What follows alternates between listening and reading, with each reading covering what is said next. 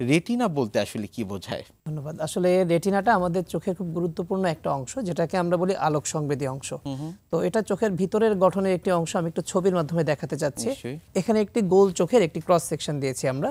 তো এখানে যেমন বিভিন্ন অংশ আছে সামনে থেকে একদম ভিতরের দিকে, ঠিক সামনে আছে কর্নিয়া, এরপরে চোখের লেন্স আছে বা তার আগে একটু আইরিশ আছে, এরপরে ভিতরে একটা আমরা ক্যাভিটি বলি, ভিট্রিয়াস ক্যাভিটি, এবং এখানে যে পিঙ্ক বা জায়গাটা দেখতে পাচ্ছি, এই জায়গাটা আমরা মূলত বলে থাকি যে চোখের রেটিনা, বা বাংলায় আমরা এটাকে বলি চোখের পর্দা। তো অ্যাকচুয়ালি এখানে কি হয় যে চোখটা যেহেতু গোল, এর ভিতরে সরাসরি ইমেজটা তৈরি হতে পারে না, এটা একটা মাধ্যম হিসেবে রেটিনাটা ইমেজ তৈরির কাজ করে থাকে।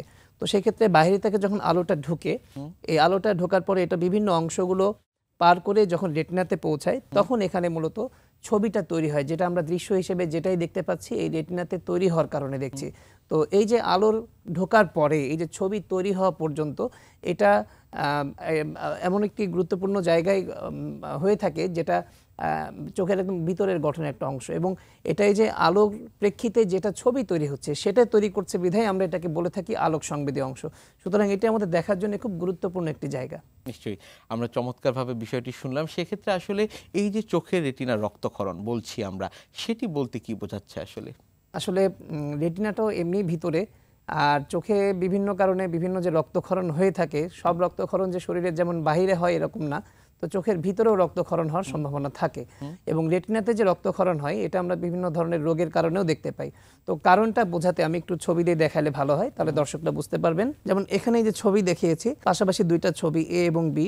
তো এখানে এই যে ছোট ছোট কিছু যে রক্তের দানার ছবি আছে, হ্যাঁ, তো তার আগে বলবো যে রেটিনাতে মূলত এই পুরো পিঙ্ক কালার জায়গাটা রেটিনা, এর মাঝখানে কিছু জায়গা আছে যেখানে আমরা ছোট ছোট আরো দুইটা একটু ইয়েলিশ কালার জায়গা দেখতে পাচ্ছি হালকা, এটা মূলত আমরা বলি অপটিক নার্ভ হেড, বা আমরা এটাকে আরেকটা অংশ হিসেবে বলি যে অপটিক ডিস্ক। তো এটা অ্যাকচুয়ালি আমাদের অপটিক নার্ভের একটা অংশ, যেটা ব্রেন থেকে সরাসরি রেটিনাতে এসে যুক্ত হয়, এবং এর চারিদিকে অনেকগুলো ভাস্কুলার আর্কেড থাকে, বা আমরা যেটাকে বলি ব্লাড ভেসেল থাকে, বিভিন্ন রক্তনালী থাকে।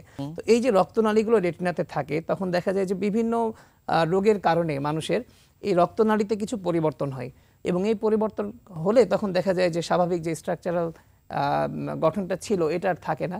তো তখন এই রোগের কারণে প্যাথোলজিক্যাল কিছু কন্ডিশন তৈরি হয়ে তখন নতুন করে কিছু রক্তক্ষরণ সম্ভাবনা তৈরি হয়। তখন আমরা এটাকে বিভিন্ন রোগের কারণ হিসেবে আমরা যে রক্তনালী থেকে যে রক্তগুলো ক্ষরণগুলো হয়ে থাকে, এটা আমরা তখন পরীক্ষা নিরীক্ষার মাধ্যমে বের করে বা পরীক্ষা নিরীক্ষার মাধ্যমে যাচাই করে আমরা প্রয়োজনীয় চিকিৎসা দিয়ে থাকি। নিশ্চয়ই, ধন্যবাদ আপনাকে। আমরা ছবির মাধ্যমে আসলে দেখছিলাম যে রেটিনার রক্তক্ষরণের বিষয়টি। কি কি কারণে আসলে হয় রেটিনায় এই রক্তক্ষরণ?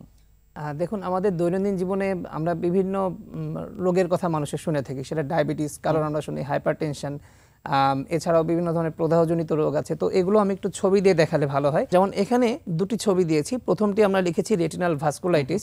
তো এই কথাটার মিনিং হচ্ছে যে রেটিনাতে যে ভেসেলগুলো থাকে, এই ভেসেলগুলোতে মূলত ইনফ্লামেটরি কিছু চেঞ্জ হয়, প্রদাহজনিত।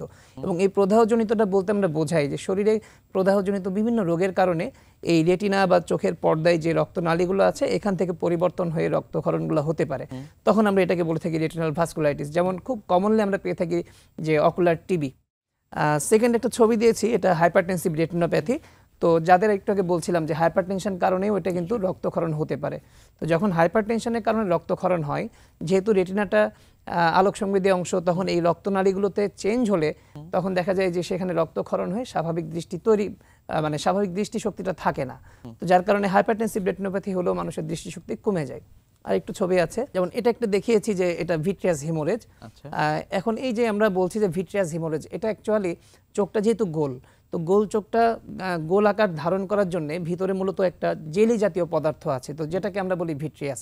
এবং এই পদার্থটা থাকে চোখের যে স্ট্রাকচারগুলো আমরা প্রথমে দেখিয়েছিলাম, যে সামনে মণি, এরপরে আইরিশ, লেন্স, ঠিক এর পিছনেই থাকে এই ভিট্রিয়াস নামে জেলি জাতীয় পদার্থ, যেটা চোখটাকে গোল রাখতে সাহায্য করে।